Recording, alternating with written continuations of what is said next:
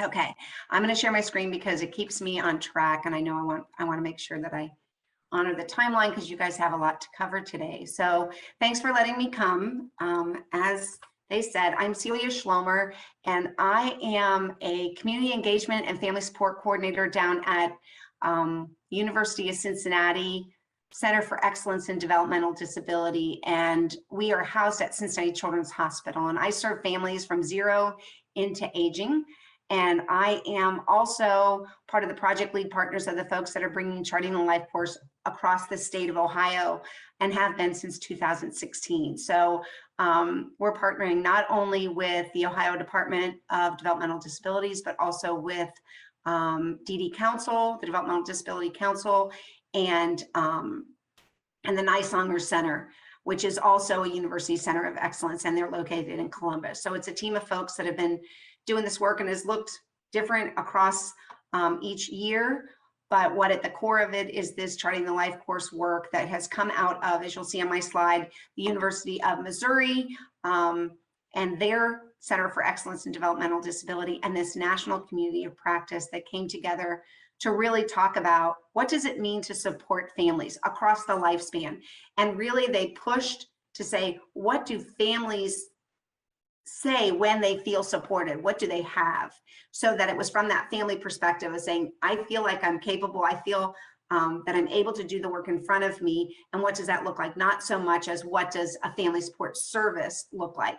And that's kind of where the conversation started, and it grew and developed. This started back in 2012, and now there's over 19 states across the US, including Ohio, that are part of this national conversation around supporting families. And just some great work is coming out of that corner of the universe. And I will share their website and some work that's happening there. But I really want to share with you quickly what's happening here in Ohio.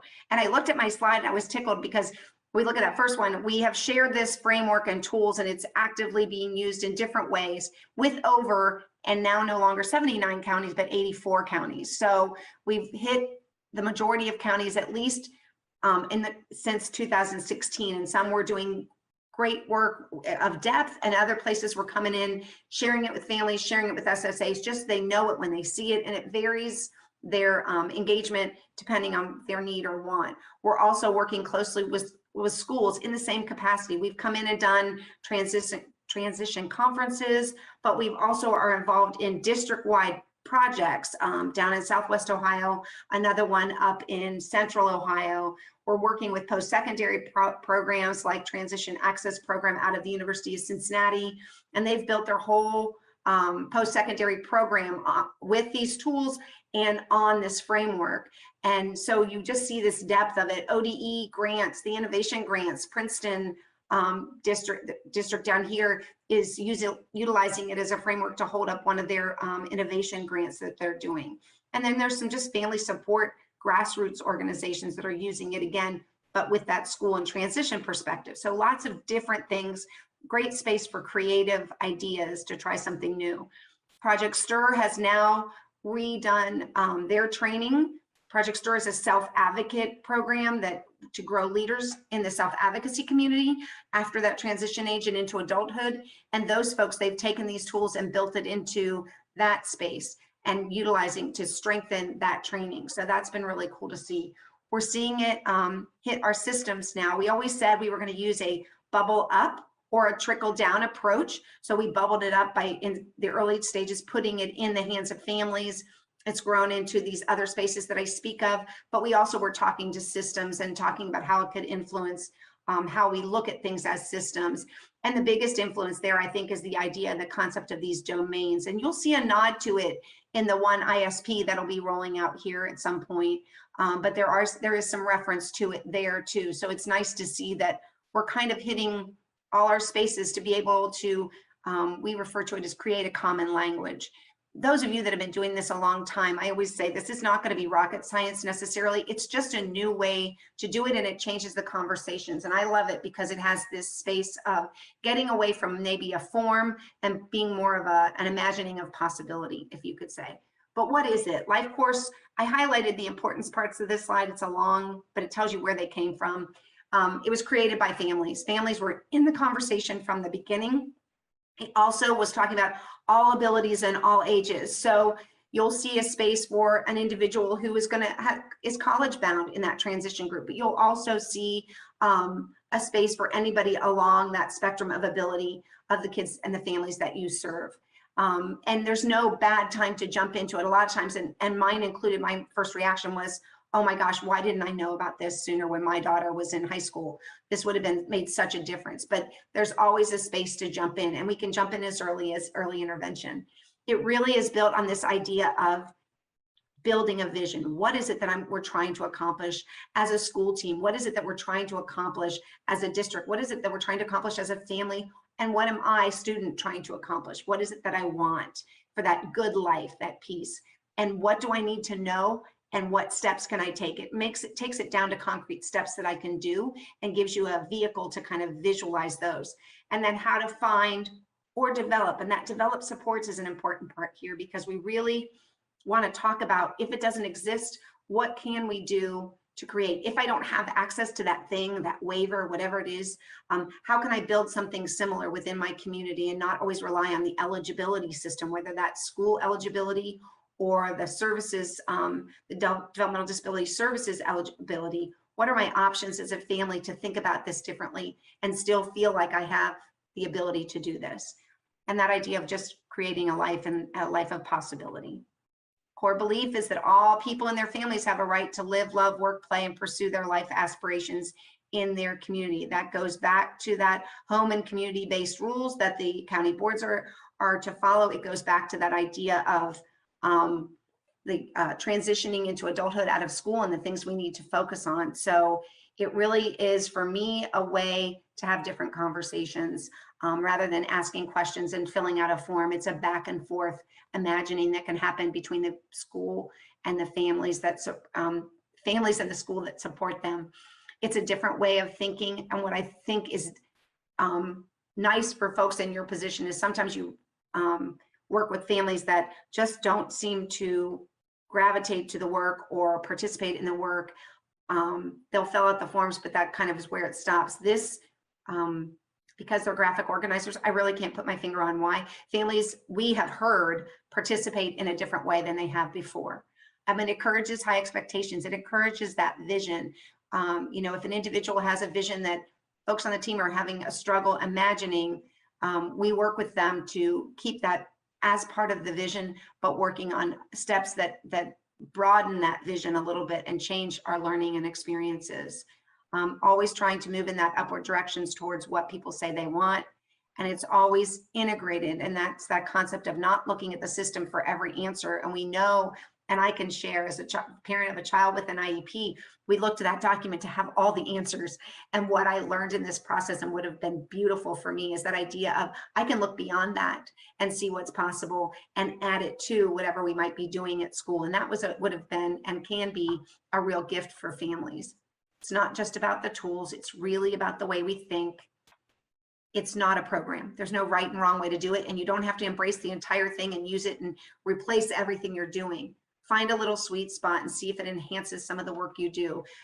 If it empowers the family voice, if it empowers the individual's voice to stand up against what mom and dad might want, maybe things like that. It's got some real power in that corner of the universe. And the beautiful thing is it's available to anybody. You don't have to be eligible for it. We are here doing the work in Ohio in a lot of different ways. And if something tweaks your interest, I can certainly brainstorm with you about possibilities of how people could use it. But always know that the individual is at the center of the work and the center of the conversation. We always consider them within the context of their family and their community, because that influences us and allows us to know what's possible. We always look at the whole person. It's a very holistic approach. We're not just talking about employment. We're not just talking about a job. We're talking about where I live, who's important to me, how do I stay healthy and keep a focus on that, or manage my own healthcare, stepping out into adulthood and be able to understand my medicines or my equipment that I need and things like that. It also talks about just safety and security. And we as systems focus on that a lot. And families do too, because of that fear space. And it really kind of challenges us to look at that more intricately. And then citizenship and advocacy, which is really where's my value, and creating value in the community and in the spaces where I am. And that's a great tool when I'm a transitioning adult, to understand how to build that for myself and have those spaces. We also talk about how to do that, and those three primary buckets of charting the life course are that discovery of navigation. That's simply get me good information. Where's the information that I can grab a hold of to learn more and learn where to go? But also that connecting and networking, knowing other folks that know more than me, have been on this path if it's another family member. And then lastly, that goods and services bucket. What do we have to offer in a good or a service that might assist this family? That can be your eligibility corner. And then lastly, really looking at that, you'll see down at the bottom that eligibility and specific in the green ring that I just added. But there's 4 other spaces that families can talk about getting support. So they're not always reliant on you as a school system to be the answer to all things. We can look at our own personal strengths and assets as a family member. We can look at the relationships that we have. We can look at what's available to everybody else in the community and how they utilize that. And we can look at technology, and it just helps us process that information, and then creates this trajectory towards where we say we want to go. But it can be across the lifespan. Transition is a natural spot where families gravitate to this, and those conversations are already taking place. So yes, in Ohio, a lot of our work is done in that transition space, but it can be started early on. I am passionate about getting this in the hands of 12, 13, and 14-year-olds as they begin their transition conversations, so that families can begin some work that will really support their school teams in the work that they have to do. But we know that families are key players in this work, and that we can't do our work. I'm sure when you look at your caseload and the families that you work with, those that the families are highly involved, the progress is different than those of the families that are not. But we rely on families, and as they go into adulthood, if they transition into DD systems, they are reliant on families too, because over 89% of our individuals with developmental disability end up living with or near with the support of a family member. So we need to kind of keep families in the game a little bit. But as I said, it covers those domains to create a holistic view. So including daily life and employment, what am I going to do all day? Community living, where am I going to do it? What do I need in that community for best support? Social and spiritual, which is a huge part that families struggle with. Healthy living, as I said, safety and security, and then that advocacy and engagement.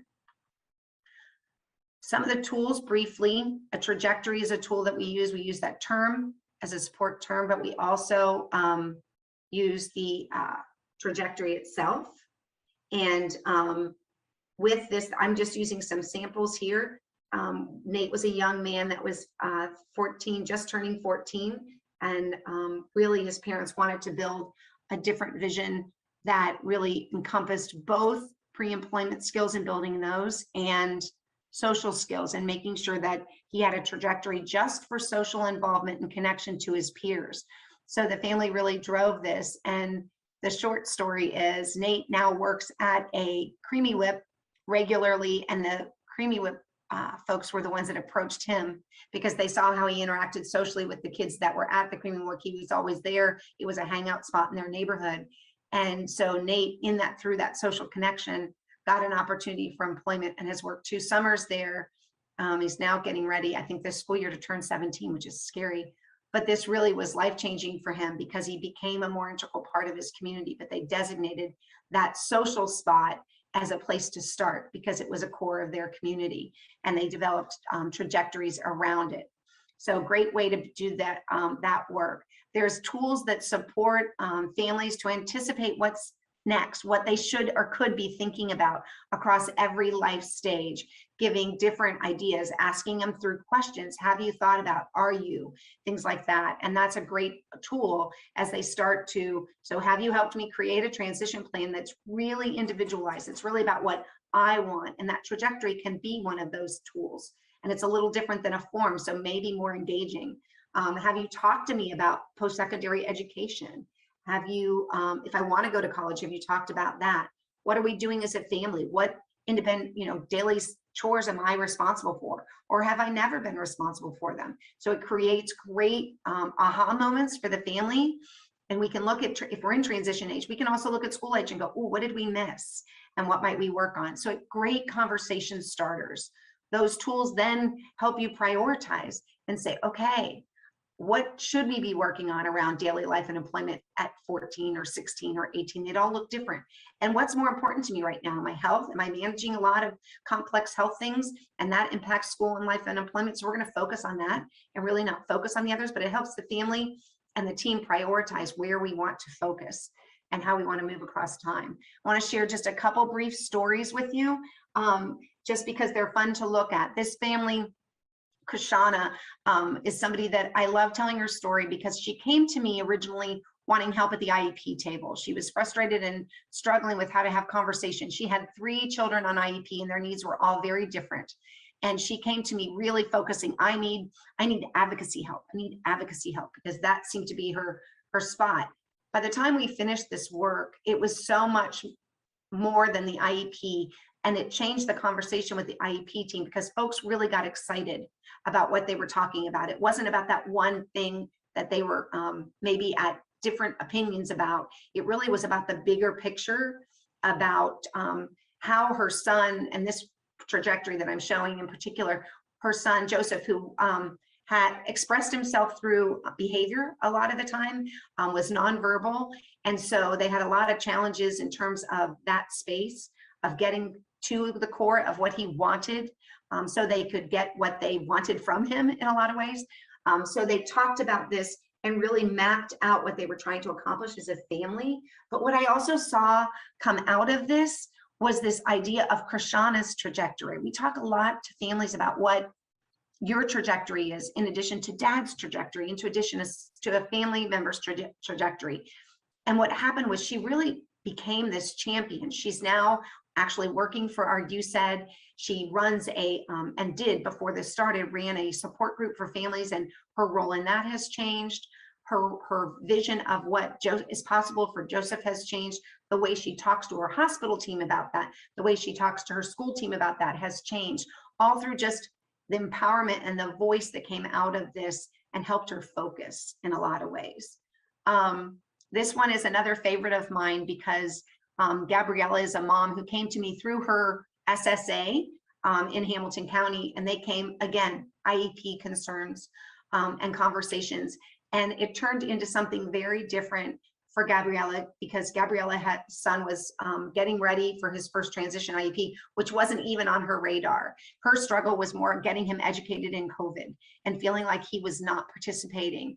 But the conversation became bigger, and she really started to map out through a series of different tools, a conversation with her school that was just so different, and a conversation as a family that was so different, that she actually, when she shared with her student services director in a conversation about bringing her to the IEP table with them, the student services director was so impressed by the documents that she asked for a conversation with her specifically about the documents, because she was like, what is this? This is really interesting that you've been able to go from what you want for him this year to a plan to 12th grade, and how we can work together to get him where you hope he's going to be by the end of 12th grade. And so it really just changed a conversation again. So it really is just kind of a nice way, holistic way to look at this. And your roles will determine the involvement. Some folks just introduce them to the tools. So we are ready to talk to you guys about the possibilities. There's tons of tools available. We can do one-on-one conversations. We can do trainings. Really, I just am trying to get in front of folks that are in front of families that can begin these conversations. I encourage you, and I put in the chat box, I'm getting the thumbs up to move on. I'm trying to get to my chat box. My contact information and the website information for both the national website and our what we call Family Resource Network of Ohio, FRN Ohio. And that's where you'll find all the local statewide information of things we're having, things that are happening. We have a Life Course Live conversation coming up. You'll find there that you can register for, that's next week. So great opportunities to learn more. I'm going to stop sharing my screen, and just wanted you guys to know that it's available, and we're excited to work with transition age professionals who work with these teams. If you want to talk to people that are using it in their classroom or in their grants and just want to pick their brains about what they're doing with it, I'm happy to connect you with those folks too.